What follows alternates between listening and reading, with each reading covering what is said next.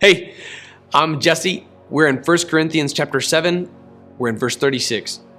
If any man thinks he is acting improperly toward the virgin he's engaged to, if she's getting beyond the usual age for marriage and he feels he should marry, he can do what he wants. He is not sinning. They can get married. I once spoke with a self-proclaimed feminist activist who brought this verse up in an utter rage, not realizing that the last four words clarify what the text means when it says he can do what he wants. What he wants to do is marry the woman. That's what he's talking about. Engagement can be tricky. All right, if you are single and called to marriage, know this. My wife and I had to go to lengths that some people would consider extreme. I'm not legalistic about it, like Paul's doing according to verse 25. I'm not issuing a command. I'm just offering an opinion.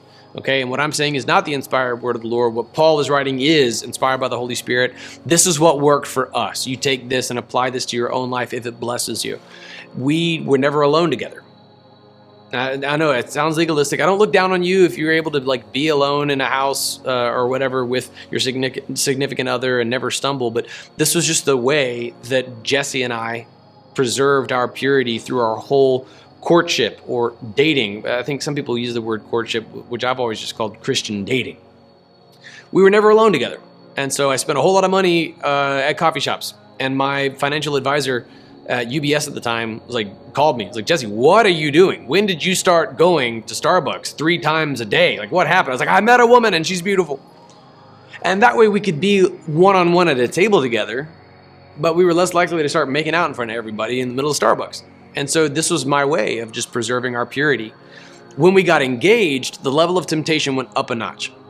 When we got engaged, we were both virgins, and the idea of intimacy went from being this distant possibility to an imminent reality in just a matter of time.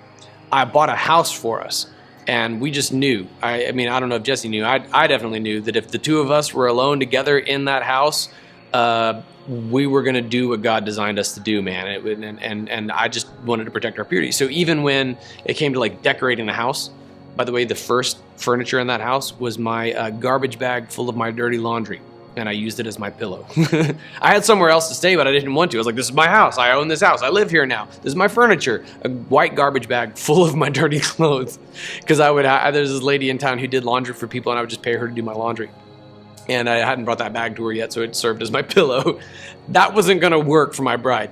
So I gave her the credit card for my small company that I had at the time, the drumming business that I had, and she would use it to pick out furniture, and I would assemble it, and then I would leave the house, and then she would arrive to fine-tune it and decorate it and stuff like that, and then I would come home to a better decorated and further furnished house every time. These are the kind of things that we had to do, because when you do get engaged, that level of temptation increases significantly. Know that, all right? We were able to get through our whole dating relationship, never compromising our purity at all. When we got engaged, it became more difficult. My bride and I are fans of young marriage. Okay, again, I'm not being legalistic about this. I don't look down on you if you wait until you're 80 to get married. You do what you want. But for my bride and I, it's not realistic to think that we could have kept our virginities until marriage if we waited and waited and waited. We knew within a few months of beginning to date that we would be married, and we were very intentional from date number 1 not to ever compromise our purity. While we were engaged, I was away on mission in Brazil helping a church plant another church, and she had called me and she was like, when you get home, can we just elope? My dad's a pastor, he'll officiate. Can we just do this already?